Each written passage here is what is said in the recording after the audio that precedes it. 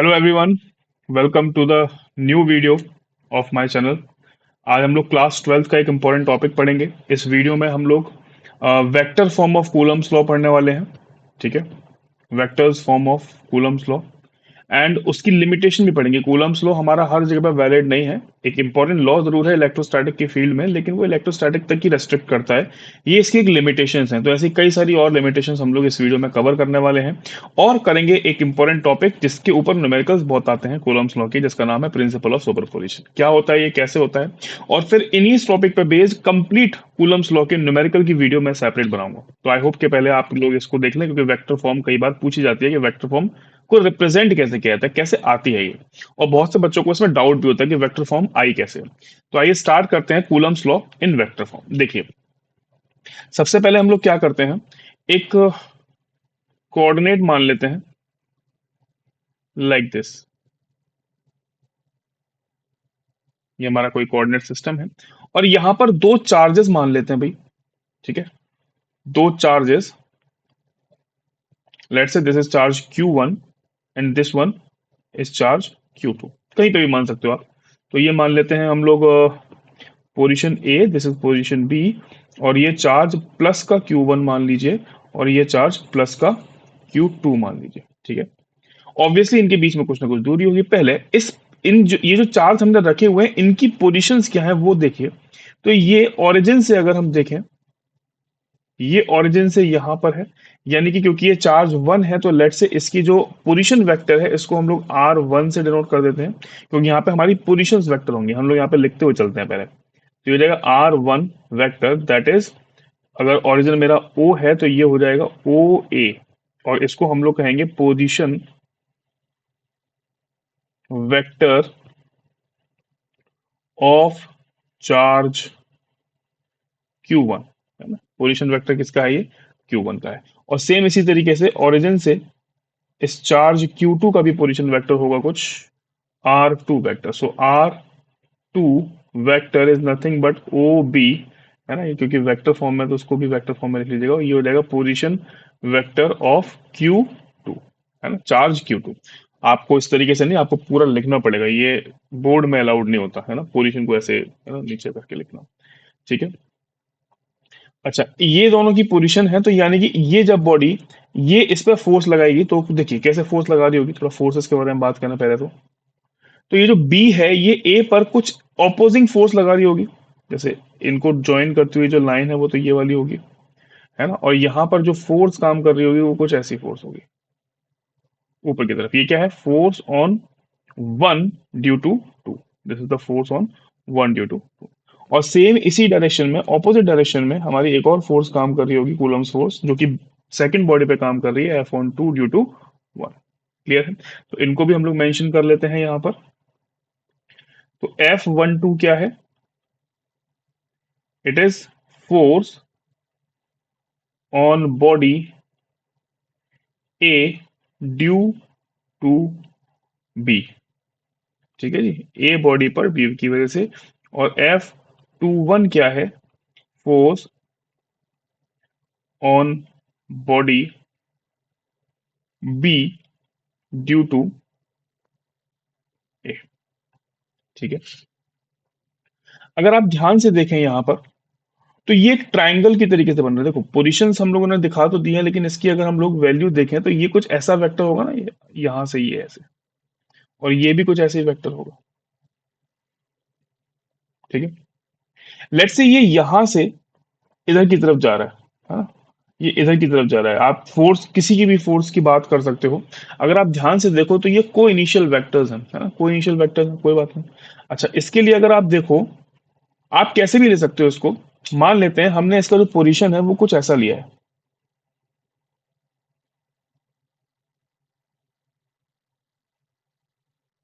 ठीक है, ये कुछ ऐसा।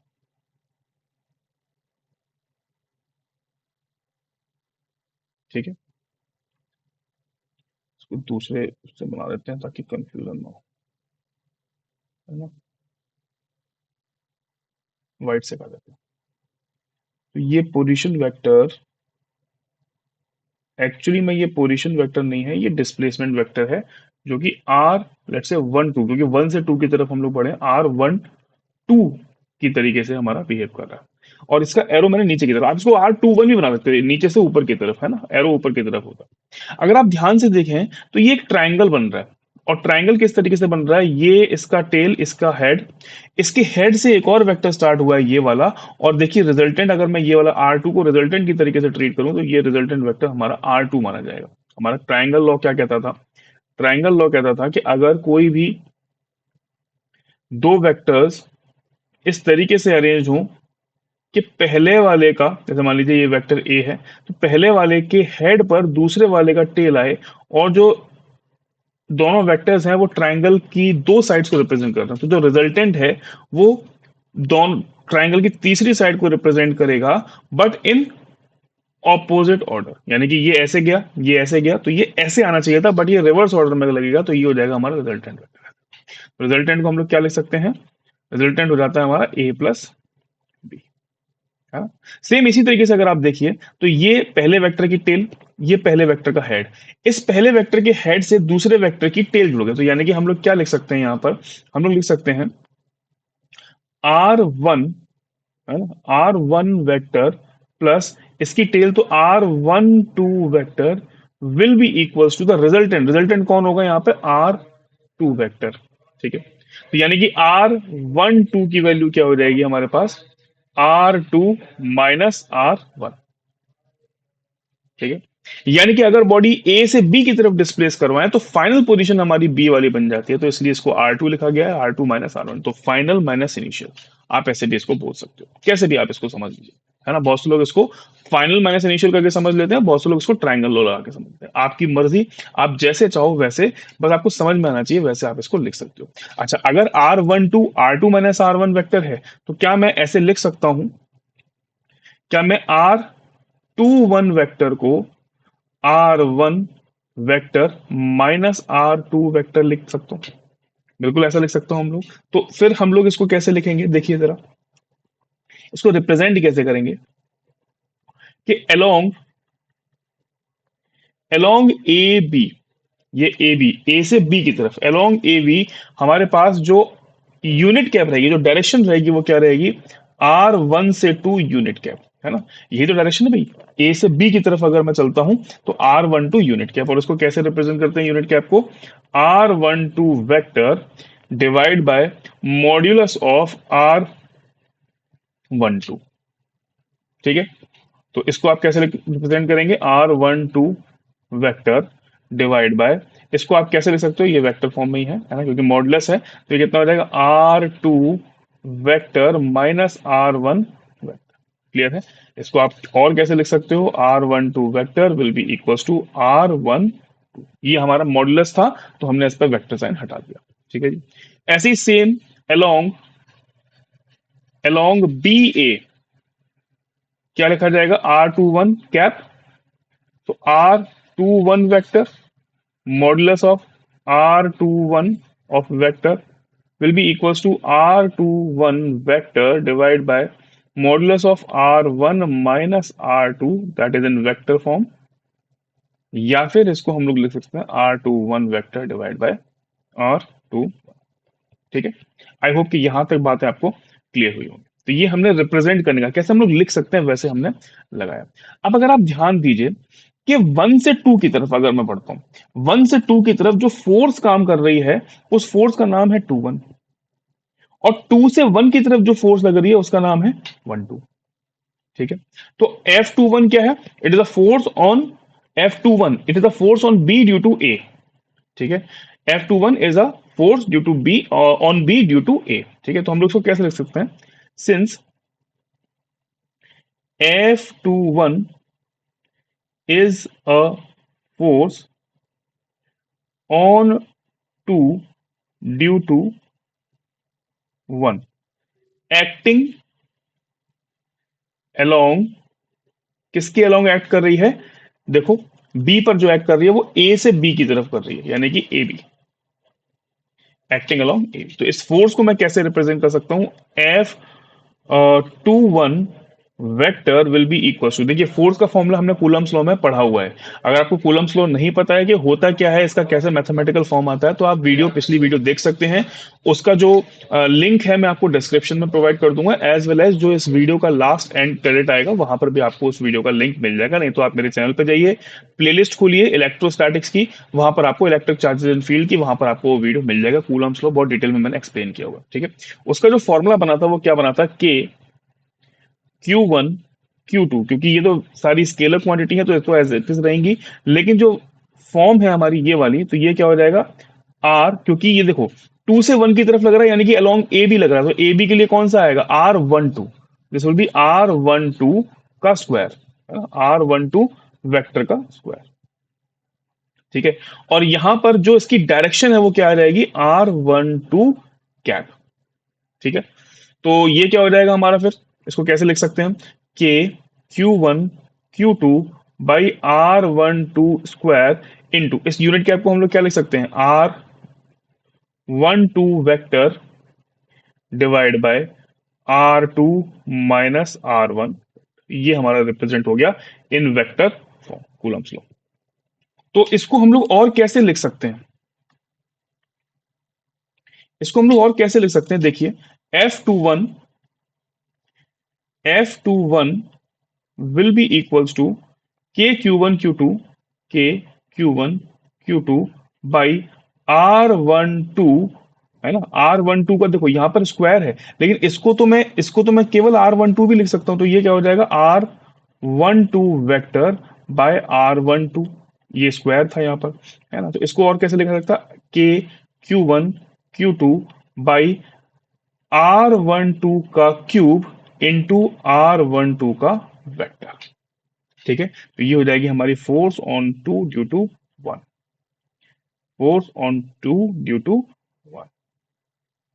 सेम इसी तरीके से अगर मुझे दूसरी फोर्स निकालनी हो, यानी कि F(1) ड्यू टू 2 निकालना हो, तो मैं क्या करूंगा, इसको के Q1 Q2 बाई आर, इसके लिए क्या लिख देंगे, 2 1 का square into R21 vector divide by modulus of R1 minus R2 vector.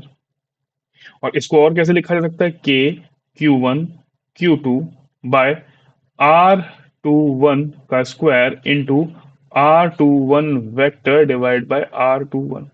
इसी को और कैसे लिखा जा सकता है, F12 vector will be equals to k Q1 Q2 bye R21 cube into R21 vector.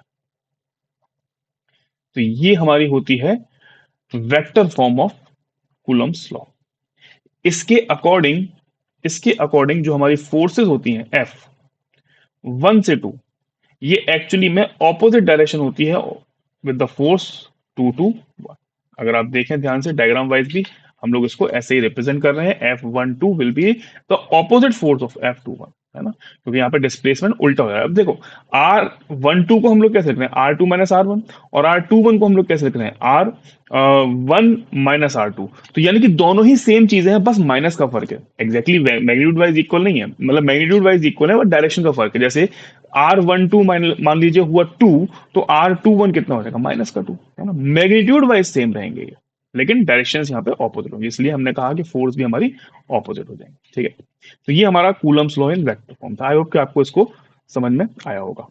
Limitations देखते हैं भाई इसकी। तो लिमिटेशंस क्या है कि भाई एक तो ये पॉइंट साइज्ड ऑब्जेक्ट के लिए एप्लीकेबल होता है, ठीक है ना, पॉइंट साइज्ड ऑब्जेक्ट जहां पर साइज जो है वो पॉइंट साइज हो। एक्सटेंडेड ऑब्जेक्ट्स के लिए ये मतलब ये जो है वो ढंग से अप्लाई नहीं हो पाता, है ना, directly there is no single, है ना, और well defined distance between the charges, ठीक है। ये जो लॉ है ये केवल चार्जेस जो कि रेस्ट पे रखे हुए हैं उसके लिए एप्लीकेबल है, मूविंग चार्जेस में इस लॉ का अच्छा इस्तेमाल नहीं हो पाता है, ठीक है ना। इसके अलावा अलावा शॉर्ट डिस्टेंसेस के लिए ये एप्लीकेबल नहीं हो पाता है, यानी कि एक कंसिडरेबल डिस्टेंस चाहिए, जैसे शॉर्ट डिस्टेंसेस जैसे न्यूक्लियस के अंदर होती है, न्यूक्लियस में प्रोटॉन्स काफी क्लोज बैठे होते हैं, वहां पर जो स्ट्रॉन्ग न्यूक्लियर फोर्सेस होती हैं वो इनको ओवरकम कर लेती हैं, ठीक है ना। जो क्लासिकल फॉर्म होती है वो वैक्यूम में डिफाइन की गई थी कूलम्स लॉ की। तो वैक्यूम के अलावा भी तो मीडियम हो सकते हैं, जब वो मीडियम में परमिटिविटी चेंज करते हैं हम लोग, तो ये परमिटिविटी कॉम्प्लेक्स कर देती है कैलकुलेशन को, है ना, कॉम्प्लेक्स कैलकुलेशंस कर देती है, और कॉम्प्लेक्स कैलकुलेशन को सॉल्व करना इतना आसान नहीं होता, तो ऐसी जगहों पर ये लॉ एप्लीकेबल नहीं हो पाता। तो ये इसकी लिमिटेशंस हैं, इनको आप ध्यान से पढ़िएगा, क्योंकि बोर्ड्स में कई बार ये पूछी जाती है ना, 1 या 2 नंबर में ये पूछी जा सकती है। अब प्रिंसिपल ऑफ सुपरपोजिशन क्या होता है भाई? प्रिंसिपल ऑफ सुपरपोजिशन कहता है कि जब कोई कई सारे चार्जेस इंटरेक्ट कर रहे हो एक दूसरे के साथ, तो जो टोटल फोर्स होगी on a given charge will be the vector sum of the all the forces which is being applied on that charge by the other charges. देखिए, समझाते हैं सिंपल शब्दों में इसको। जैसे मान लीजिए हमारे पास यहाँ कोई बीच में एक चार्ज रखा हुआ है, लेट्स से इस चार्ज का नाम है Q, प्लस का Q, क्यू ओ कर लीजिए इसको, या Q0 कर लीजिए। और मान लेते हैं यहाँ पर हमारे पास अदर चार्जेस भी रखे हुए हैं, जैसे यहाँ पर एक प्लस का Q1 रखा हुआ है, यहाँ पर एक प्लस का Q1 रखा हुआ है, सॉरी Q2 रखा हुआ है, यहाँ पर एक प्लस का Q3 रखा हुआ है। अब देखिए, ये जो चार्ज है ये भी प्लस का ही था, ये जो चार्ज है Q1, ये इस पर एक फोर्स लगाएगा, ये इस पर एक फोर्स लगाएगा जो कि फोर्स होगी F01, force on zero charge due to one charge. ऐसे ही ये Q2 इस पर फोर्स लगाएगा, Q2 भी इस पर फोर्स लगाएगा, this is F on zero due to two. और ऐसे ही ये Q3 भी इस पर फोर्स लगाएगा, this is F on zero due to three. तो जो हमने कहा कि जो नेट फोर्स होगी जीरो पर, जो नेट फोर्स आएगी इस केस में, वो F1 प्लस F01 है ना, 01 force on zero charge due to one charge, 02 plus 03, और सारे के सारे वेक्टर फॉर्म में, यानी कि इनका रिजल्टेंट आएगा, इन सभी फोर्सेस का रिजल्टेंट। तो इस तरीके से हम लोग किसी भी पर्टिकुलर चार्ज पर फोर्स लगाएंगे। कहने का मतलब है कि ये वाली जो फोर्स है, देखिए बहुत ध्यान से समझिएगा इस बात को, क्योंकि इस पर न्यूमेरिकल्स भी आएंगे अभी। ये वाली जो फोर्स है, ये इन दोनों फोर्सेस को अफेक्ट नहीं करेगी। इस फोर्स के होने की वजह से ये इंडिविजुअल फोर्स अपनी इंडिविजुअलिटी नहीं खोएंगी। सेम यही फोर्स इन दोनों के फोर्सेस में कोई भी हस्तक्षेप नहीं करेगी, कोई भी इंटरफेरेंस नहीं रखेगी। ऐसे ये वाली फोर्स बाकी की दो फोर्सेस को कहीं से भी इंटरफेयर नहीं करेंगी। ये अपनी अपनी तीन इंडिविजुअल आइडेंटिटी के साथ होंगी, और तीनों का रिजल्टेंट ही होगा net resultant force on Q0। ठीक है ना? तो इसको हम लोग कैसे कह सकते हैं कि जो F नॉट पर जो फोर्स होगी, नेट फोर्स F0 या F0 पर, वो क्या होगी? F01 plus F02 plus F03 up to so on, जितनी भी लग रही हो, जितनी भी लग रही हो, 0n, जितनी भी हो हमारी। ठीक है? तो इस तरीके से हम लोग सारी फोर्सेस निकालते हैं, उसका नेट रिजल्टेंट देखेंगे, और बेटर तरीके से ये आपको क्लियर होगा जब हम इस पर कुछ न्यूमेरिकल्स देखेंगे। बहुत अच्छे अच्छे न्यूमेरिकल्स इस पे आते हैं एग्जाम्स में, चाहे वो कॉम्पिटेटिव एग्जाम्स हो, चाहे वो फिर आपके बोर्ड के एग्जाम्स हो। बहुत अच्छे लेवल के क्वेश्चंस आते हैं जहाँ पे फोर्सेस का हमें नेट सम देखना होता है। ठीक है? तो हम लोग बिल्कुल क्वेश्चन करेंगे ताकि आपको चीजें बिल्कुल क्लियर तरीके से समझ में आ जाए। ठीक है? आई होप कि आपको ये वीडियो पसंद आया होगा। वीडियो पसंद आया है तो लाइक करिएगा, शेयर एंड सब्सक्राइब करना मत भूलिएगा। ठीक है? आप अगर शेयर करेंगे तो आपके जो साथी हैं, दोस्त हैं, उनकी भी शायद कुछ हेल्प हो जाए। ठीक है? तो मिलते हैं नेक्स्ट वीडियो में। Thank you so much for watching.